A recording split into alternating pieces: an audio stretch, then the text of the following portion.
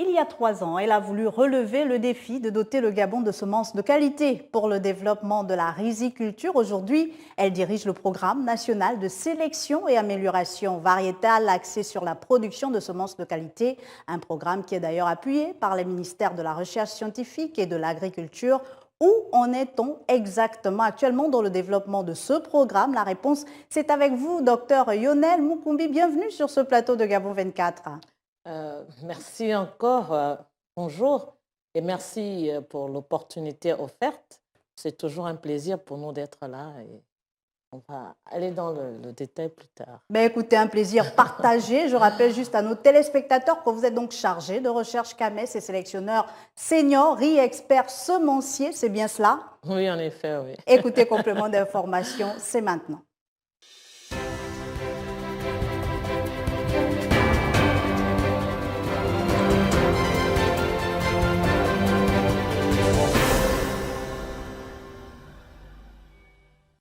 Madame, Messieurs, bienvenue dans ce nouveau numéro de complément d'information sur Gabon 24 avec moi pour parler donc de l'importance de la semence de qualité dans le développement rizicole au Gabon, le docteur Yonel Mukumbi, chargé de recherche CAMES, sélectionneur senior riz et expert semencier. Alors docteur, d'entrée de jeu, qu'est-ce qu'une semence de qualité et comment faire la différence pour un agriculteur, j'y arrive, entre une bonne et une mauvaise semence?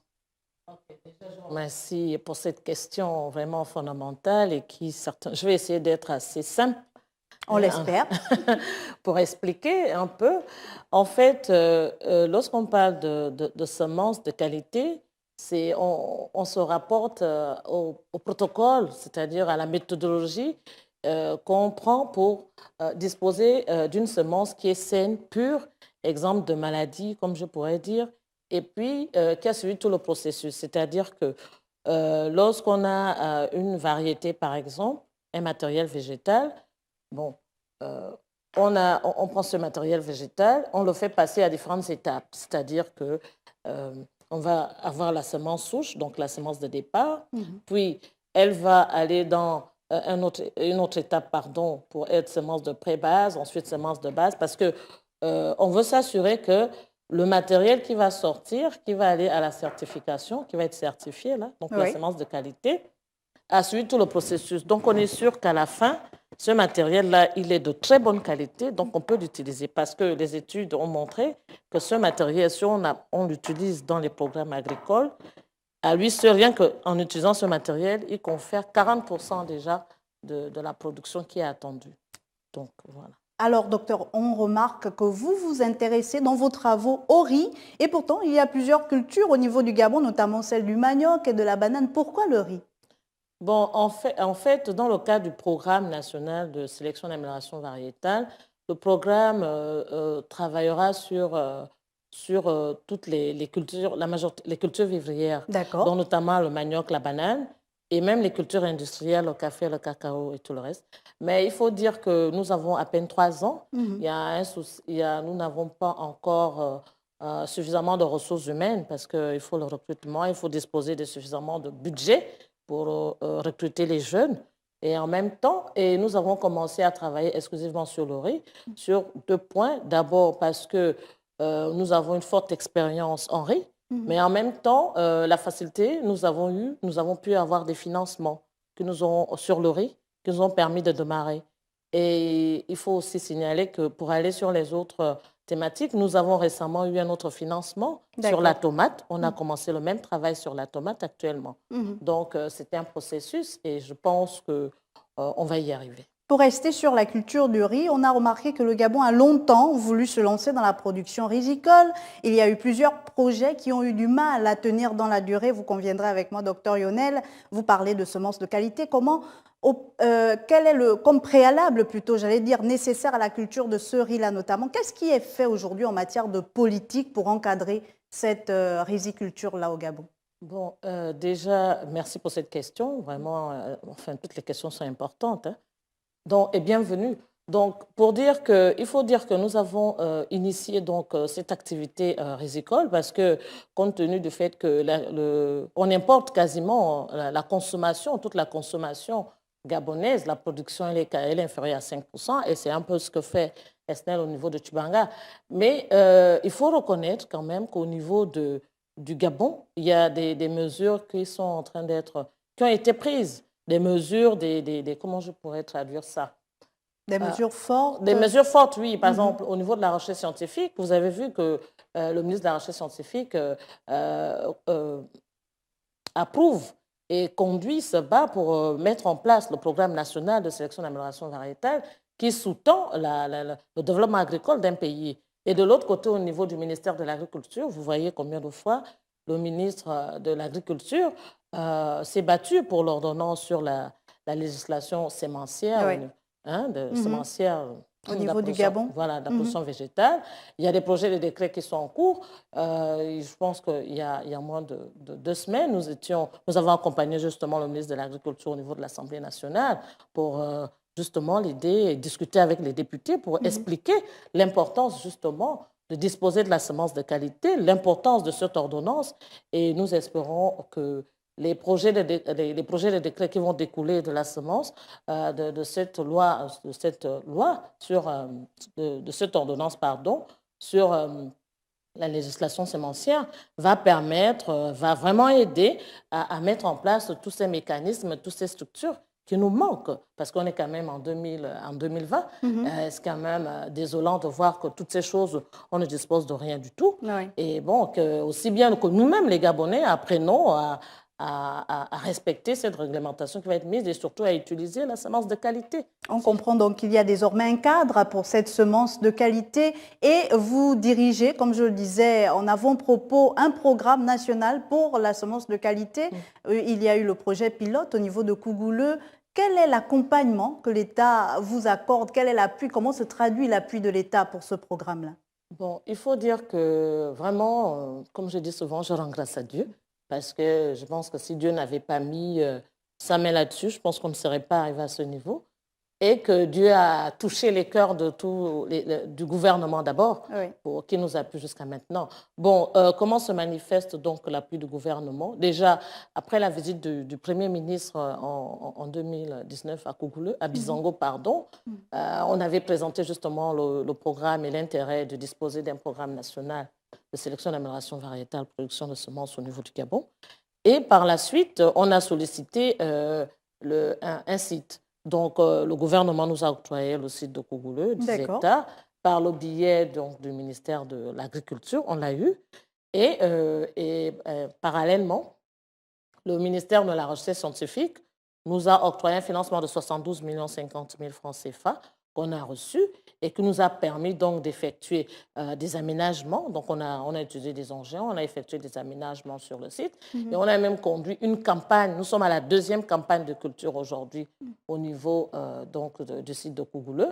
Et par la suite, donc, vu cet enthousiasme et les résultats que nous avons eus, nous avons organisé des journées portes ouvertes au sortir desquelles le ministre de la Recherche scientifique nous a demandé de faire l'état des besoins, parce que pour avancer, il faut quand même un minimum. Donc, pour disposer d'une salle de stockage, parce que lorsqu'il y a eu des crues, on a perdu une bonne partie du matériel qui avait été récolté. Donc, il faut disposer d'une salle de stockage, il faut disposer d'une banque de semences, parce qu'il faudra garder le matériel végétal que nous utilisons. Bien sûr. Et en même temps, comme nous sommes dans la production de semences et que on est en train de cultiver le riz, il y a tous ces changements qui peuvent opérer. Donc, lorsqu'on nous effectuons des croisements et tout le reste, donc il faut disposer des blocs de croisement, enfin, tout ce qu'il faut des laboratoires de qualité grain, parce qu'on travaille sur le riz. Il faut bien faire les tests de qualité grain pour savoir effectivement que le riz qu'on va mettre justement à la disposition du consommateur gabonais répond aux attentes, parce que tout le monde sait ici qu'on aime bien le riz translucide, long grain et parfumé. Donc, vraiment, on a donc eu cette enveloppe et puis voilà, on est là. Mais en plus des 72 millions que vous avez reçus donc, pour aménager le site, selon certaines de nos sources, il semblerait que vous ayez également eu un deuxième financement. Qu'en est-il exactement? OK, nous avons eu le deuxième financement, effectivement. Et je salue au passage, justement, l'implication effective du ministre de la Recherche scientifique qui appuie ce programme et qui croit au programme. Donc, nous avons reçu un financement de 180 millions que nous attendons depuis février. Ah d'accord, mais qu'est-ce qui bloque? Pourquoi jusqu'à présent ce programme, ce financement n'a donc pas encore été débloqué? À votre niveau, vous n'avez encore rien perçu pour avancer dans les travaux? Malheureusement, je ne pourrais pas disposer d'une information exacte sur le nom. Pourquoi nous ne disposons toujours pas, nous ne sommes pas rentrés dans les fonds. Mais il faut dire que ça impacte sérieusement le travail sur le terrain parce que de février, nous avons reçu un financement de 14 000 $ de CAFACI, qui est l'organisme intergouvernemental qui nous appuie un peu.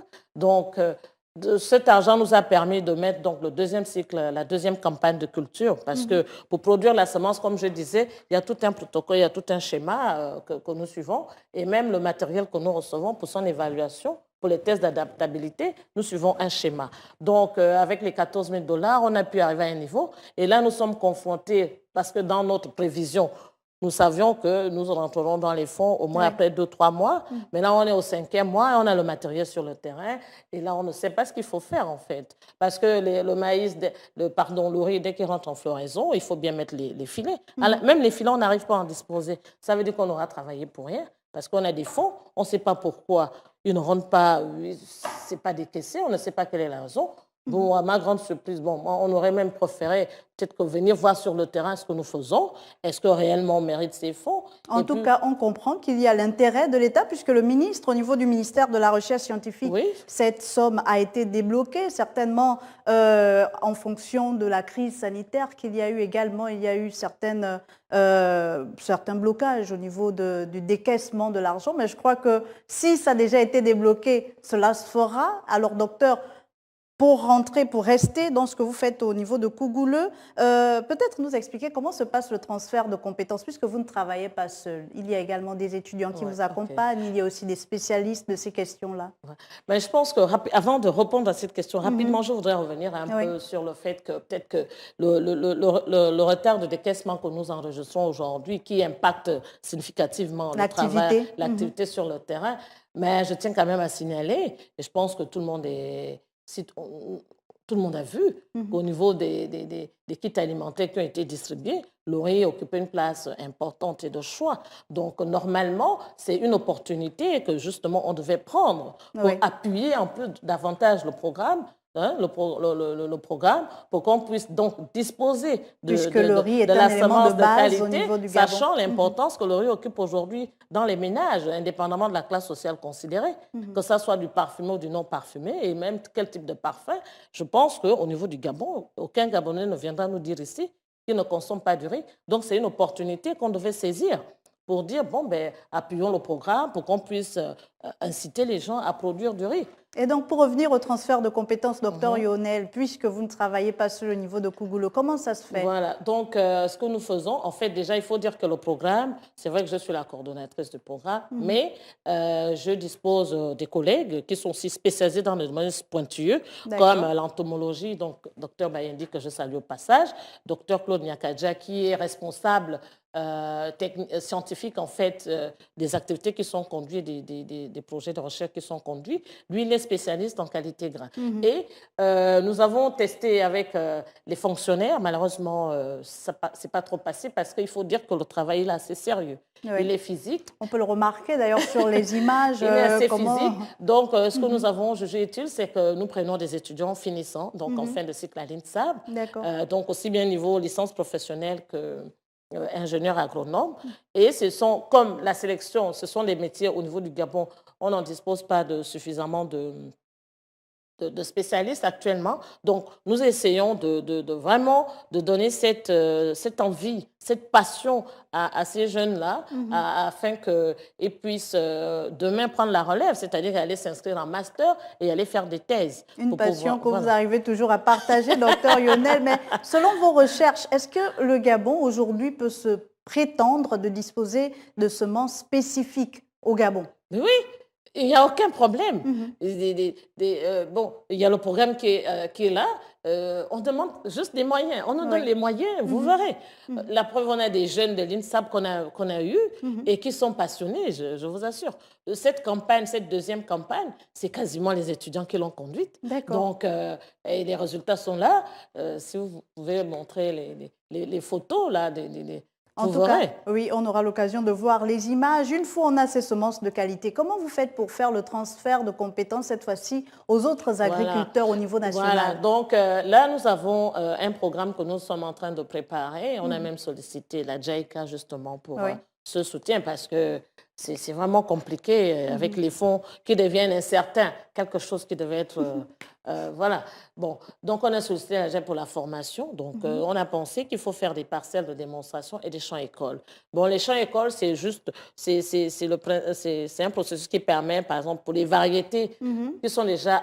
qu'on a identifiées, qui sont adaptées et tout, qu'on a sélectionnées. On va aussi les mettre dans les essais DHS. Les essais DHS, c'est des essais, c'est le stade ultime dans le processus de l'homologation et l'enregistrement au catalogue national des variétés. Donc, on a ce matériel-là qui est déjà disponible. Donc, pour faire le transfert de technologie, puisqu'on sait que les récipiendaires, là, ça va être les producteurs. Donc, on envisage de faire un champ-école où on va planter les 6 ou 10 variétés qu'on va choisir. Et d'ici à quand ce champ-école verra-t-il le jour? Est-ce que c'est cette année? Est-ce que c'est l'année prochaine? Vu que vous avez quand même le soutien de la JICA. Bon, la JICA va nous donner des fonds pour faire la formation uniquement. Mais pour installer, faire des essais et tout, il faut qu'on nous donne les sous attendus. Au niveau de Kougoulou, est-ce que vous ne pouvez pas faire ce champ-école? Mais tout se fera à Kougoulou. Tout se fera à Kougoulou. D'accord. Mais il faut la pratique, en fait. Oui. Le champ-école, il faut que ça soit le paysan lui-même qui apprenne à cultiver, à mieux comprendre le riz. Il faut le côtoyer et tout. Et même, on voudrait travailler exclusivement avec les gens du Komo Kango et Komo Mwanda. Pour commencer. Pour commencer. C'est-à-dire qu'ils vont constituer des producteurs pionniers là, pour voir, parce qu'une fois la récolte est faite et tout, ils vont revenir sur le site pour pouvoir faire tout ce qui suit, donc le traitement du paddy. Et après, on va organiser et montrer avec les nouveaux métiers qui peuvent être générés à partir de l'activité rizicole. Alors jusqu'aujourd'hui, le Gabon ne dispose pas encore, n'est pas encore doté de catalogue national en termes de semences. Qu'est-ce que vous proposez en tant que chercheur pour que le Gabon entre dans le rang de ces pays-là qui disposent de leur catalogue? Donc, mais c'est ce que nous sommes en train de faire, en fait. C'est pour ça que je dis souvent qu'à un moment donné, il faut qu'on explique peut-être certaines choses et peut-être qu'on nous donne le temps d'antenne comme maintenant pour expliquer. Bon, le Gabon ne disposait pas des catalogues et tout parce qu'au niveau de la recherche scientifique, justement, il n'y avait pas de programme. D'accord. Il n'y avait pas de programme qui traitait des questions de sélection et d'amélioration variétale, c'est-à-dire la création variétale pour créer tout le matériel qui, jusqu'à notre début, il y a 3 ans, venait d'ailleurs. On va chercher au Cameroun, on va chercher partout on amène. Et qui ne sont pas forcément adaptés au contexte et aux réalités du Voilà, donc pour sortir le matériel, il faut que même si on fait des introductions d'ailleurs, il faut que le programme national constitue des tests d'adaptabilité. Oui. Dans le temps, ce qu'on faisait, c'est-à-dire que le ministère de l'Agriculture, qui voulait, travaillant justement dedans, allait chercher du matériel et faisait des tests d'adaptabilité au niveau du SIAM. Mais il faut, pour l'inscription au catalogue, il faut conduire les essais DHS, et ça, c'est la recherche scientifique qui le fait. Et malheureusement, à l'époque, il n'y avait pas ce cadre-là qu'on est en train de vouloir mettre en place. Il faut faire les essais DHS, il faut faire le VAT, c'est-à-dire les tests multilocaux, pour tester effectivement que le matériel qui va être sorti. Oui. Et c'est ça, c'est à partir. Mais on le fait en collaboration avec le ministère de l'Agriculture. Bien sûr. Ça veut dire qu'il faut qu'au niveau du ministère de l'Agriculture, on ait des personnes ressources, des compétences qui comprennent le processus. On le conduit ensemble. Après, nous écrivons au comité d'homologation et tout ça ne va être rendu possible que parce qu'aujourd'hui, on dispose de l'ordonnance sur la législation semencière. Oui. Parce qu'avant, elle n'existait pas, donc c'était nul. Donc, il y a un grand pas qui a été franchi. Il y a un grand pas qui a été franchi. C'est pour ça, d'ailleurs, que je salue toujours les 2 ministres actuels de l'Agriculture et de la Recherche scientifique pour vraiment les efforts qu'ils sont en train de faire. Ça va vraiment booster Et ce catalogue, est-ce qu'on pourra l'avoir dans 2 ans, ou bien c'est fonction également des travaux que vous menez du côté de Kougoulou? Bon, moi je pense que actuellement, le catalogue des variétés, Oui. il faut le sortir, ça c'est à mon humble avis, on va le sortir à partir du matériel qui va être, dont on a fait les tests et qui est développé, c'est-à-dire qui va passer dans le processus de DHS D'accord. que nous faisons. Mhm. Mais je pense que pour ça, dans l'immédiat, si on veut être correct, bah, il faut attendre début 2022 pour que le catalogue soit correct. Mais derrière, on peut sortir un répertoire qui est différent du catalogue. C'est différent. Et quelle différence il y a? Le répertoire, c'est juste un inventaire de tout ce qu'il y a comme culture, de tout ce qu'il y a comme variété, qu'elle soit introduite ou développée au niveau du pays, mais que la recherche a fait un inventaire, c'est-à-dire qu'on va aller faire des prospections, on va faire des caractérisations et on va montrer que, bon, voilà, il y a tout ce matériel-là qui existe au niveau du Gabon. Ça, c'est un répertoire. Ça, c'est des choses qui peuvent être faites. Et je ne sais pas si ça existe, mais pas à ma connaissance. Mais le catalogue des variétés pour l'homologation et l'enregistrement là, au catalogue, comme je dis, il faut suivre le processus. On ne peut pas sortir un catalogue sans les essais DHS et VAT. Mais alors, quelles sont les perspectives, puisque vous êtes uniquement centré à Kougouleu, bien sûr, vous avez le projet de vous étendre à l'intérieur du pays. Comment vous allez faire pour répertorier ce qui se fait à l'intérieur? Est-ce que le programme que vous dirigez aujourd'hui aura des implantations au niveau des 9 provinces? Oui, mais le programme ne travaille pas en autarcie, en fait. D'accord. Bon, il y a l'Institut de recherche agronomique et forestière qui est là et il y a aussi au niveau du ministère de l'Agriculture, il y a les provinces agricoles. Oui. En fait, il faut qu'on arrive, justement, c'est aussi ça, qu'on se dépasse un peu et qu'on arrive à travailler ensemble. C'est-à-dire que les provinces agricoles, par exemple, quand le programme voudrait faire les essais VAT, par exemple, donc les tests multilocaux. Donc, on arrive à envoyer ce matériel au niveau de Franceville, au niveau des provinces agricoles des 9 du pays, et avec un protocole qui accompagne et que le technicien qui est là-bas ou l'ingénieur agronome qui est là-bas puisse conduire, parce que c'est ça aussi le problème. Il faut qu'on arrive à créer cette synergie-là. Mais alors, à quel moment vous créez cette synergie? Est-ce que c'est prévu pour cette année? Est-ce qu'il faudra aussi la... Non, cette année, puisque en septembre, toujours je reviens en espérant que nous aurons nos fonds attendus. En septembre, on va lancer les essais DHS. Et si on lance les essais DHS, il faut qu'on travaille en collaboration avec le ministère de l'Agriculture qui va nous aider à identifier les provinces agricoles correctes où les gens peuvent conduire ces activités et sortir les données. Parce qu'il faut des bonnes données pour pouvoir faire des analyses statistiques et tout, et sortir le catalogue. S'il n'y a pas cette synergie-là, je pense que moi, je ne peux pas tout faire. Alors, j'essaie de donner l'orientation, mais après... Comparé avec les pays qui ont quand même déjà une expérience dans la culture risicole, est-ce que le Gabon, aujourd'hui, peut faire école, par exemple, au niveau de l'Afrique centrale, sur tout ce que vous développez en ce moment sur les semences de qualité? Oui, je pense que... Ou il devrait plutôt s'inspirer d'autres pays très, très agricoles, comme le Cameroun, par exemple. Mais moi, je pense que, très personnellement, on a tout ici, on a tout. Et je pense que, on me dirait, je ne suis pas humble, mais à un moment donné, il faut qu'on se dise les vérités. Je pense que si j'arrive à me battre comme je me bats, c'est peut-être parce que les plus de 15 ans que j'ai passé en Afrique de l'Ouest, donc j'ai travaillé dans des conditions aussi difficiles et j'ai vu au Burkina, au Mali, comment les gens travaillent. Vous allez à Nyono, vous allez dans comment tu appelles ça? L'Office du Niger, comment les gens travaillent dans des conditions difficiles. Des pays qui ont déjà une forte expérience en culture risicole. Tout ce qu'on veut, les gens sont trop réfractaires. Les gens sont réfractaires et en même temps on pense que docteur Yonel, on est plus, comment je pourrais traduire ça?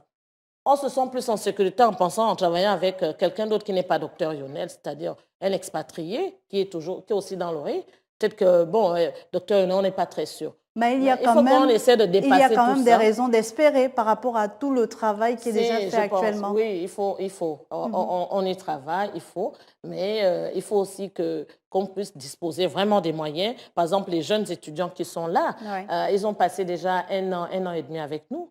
Ils vont soutenir, on ne va pas avoir le même traitement avec. Si on veut les garder, il faut bien qu'on puisse les mettre en condition. Sinon, ça va être compliqué. Parce que le problème qu'on a eu avec les fonctionnaires, c'était la prime. Vous voulez la prime mensuelle. Mais où on va trouver les fonds? pour générer la prime mensuelle. Mais alors qu'il fallait expliquer que c'est un processus. Si on arrive jusqu'au terme, sortir un catalogue, on va produire de la semence. Mais la semence, il y a une ressource qui peut être générée. Et puis après, mais bon, à un moment donné, donc il faut qu'on dispose des fonds, qu'on se batte à chercher les moyens, les financements pour que, voilà. Alors, pour terminer, docteur Yonel, qu'est-ce qu'on retient de Kougouleu? Ça a démarré il y a quelques années maintenant. Ce n'était qu'un rêve. Il y a un peu 2 ans, si on veut être assez gentil. Tout le travail est désormais fait. Concrètement, où en est-on? Où va-t-on? Bon, c'est une très bonne question pour résumer et tout. En fait, Kougouleu, le rêve est devenu réalité, en effet. J'ai toujours en moi cette image où j'étais en train de faire l'exposé devant le Premier ministre et puis les autres membres du gouvernement à Bizango sous cette tente. Et qu'aujourd'hui, je le vois, c'est là, Kougouleu, on a pu aménager 4 hectares. Oui, on a la plateforme, on a pu aménager tout ce qui est irrigué. Si vous allez aujourd'hui à Kougouleu, vous verrez l'aménagement irrigué qu'on a eu à faire. Et aujourd'hui, on est arrivé à sélectionner du matériel qui va entrer dans les essais DHS, c'est-à-dire qu'on a quasiment fait plus de 6 cycles de culture pour le même matériel pour voir qu'effectivement, c'est vraiment adapté à nos conditions. Bon, on va dire les conditions de l'estuaire, mais bon. Oui. C'est pour ça qu'on va faire le VAT. Et le VAT, quand on fera le VAT, vous verrez. Le VAT qui est, pour le rappeler aux téléspectateurs. Le VAT, c'est des expérimentations au niveau de la recherche scientifique qui permet d'évaluer le même matériel dans les différents sites au sein d'un même pays. Donc, et au niveau de Kougouleu, pour le même matériel, on conduit ce qu'on appelle le DHS. Donc, ce sont les données. Le DHS, c'est aussi le test qui va permettre de voir effectivement la stabilité du matériel, oui. Le long de tout ce qu'on a fait, la distinction. Est-ce qu'il n'y a pas comment on appelle ça, des mélanges, des choses comme ça, pour être sûr, parce qu'on est dans la qualité. Oui. Donc, quand on sort, ce sont ces données-là qu'on va assembler et qui vont nous permettre de sortir. J'espère, pour moi, c'est mon rêve de voir ce catalogue voir le jour, avant qu'on entre dans les répertoires des variétés, mais sortir le catalogue, c'est vraiment mon rêve. Au moins, j'aurais contribué significativement au développement, à l'avancée de l'agriculture dans notre pays, surtout la riziculture. Docteur Yonel, c'est tout le mal qu'on peut vous souhaiter. Je rappelle donc que vous êtes docteur Yonel Mukumbi, chargé de recherche CAMES, sélectionneur senior riz et expert semencier. Avec vous, nous sommes revenus sur l'importance de la semence de qualité dans le développement rizicole au Gabon. Merci à vous d'être passé sur ce plateau, docteur. Merci. Et merci à vous, chers téléspectateurs, d'avoir été des nôtres. Je vous dis donc à très vite sur Gabon 24.